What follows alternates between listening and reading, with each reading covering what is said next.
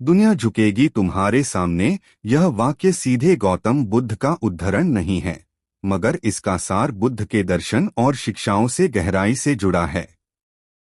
यह उपदेश मनुष्य के आत्मविजय, संयम और आंतरिक शांति की यात्रा को दर्शाता है, जो बुद्ध का केंद्रीय संदेश था।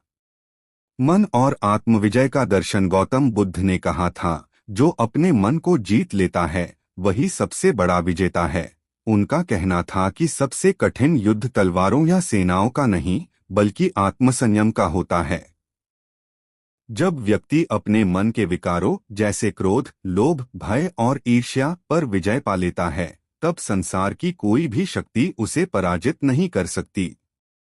उस स्तर पर पहुंचने वाला इंसान अपने कर्म, करुणा और विनम्रता से इतना ऊंचा उठ जाता है कि दुनिया उसके आगे झुक जाती है, यानी लोग उसके गुणों का सम्मान करने लगते हैं।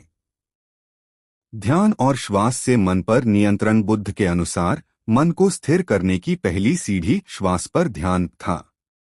उन्होंने समझाया कि जब तुम क्रोधित या परेशान होते हो तो सांसें असमान हो जाती हैं, लेकिन जब तुम केवल अपनी सांस को सहजता से देखते हो तो मन शांत हो जाता है। यह अभ्यास व्यक्ति को अपने विचारों पर नियंत्रण सिखाता है, जिससे धीरे धीरे जीवन का संतुलन और शक्ति बढ़ती है। जब मन शांत होता है, तब व्यक्ति की हर क्रिया में स्थिरता और आत्मविश्वास झलकता है, और ऐसे व्यक्ति की उपस्थिति में दुनिया स्वतः झुकने लगती है। आत्मज्ञान और संतुलन की शक्ति। गौतम बुद्ध की शिक्षाएं यह भी बताती हैं कि व्यक्ति को मध्यम मार्ग अपनाना चाहिए, न अत्यधिक भोग, न कठोर तपस्या। सुजाता की कथा में जब बुद्ध ने संयम का महत्व सीखा, तब उन्होंने समझा कि शरीर और मन दोनों का संतुलन ही सच्ची सफलता की कुंजी है। आत्मज्ञान के माध्यम से जब व्यक्ति अपने सच्चे स्वरूप को पहचान लेता है, तब वह बाहरी दुनिया की तुलना में भीतर की शक्ति को स्वीकार कर लेता है, और यही उसे महान बनाती है।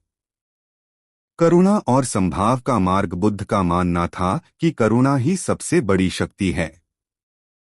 जिस व्यक्ति के हृदय में प्रेम और करुणा होती है, वही संसार में शांति फैलाता है।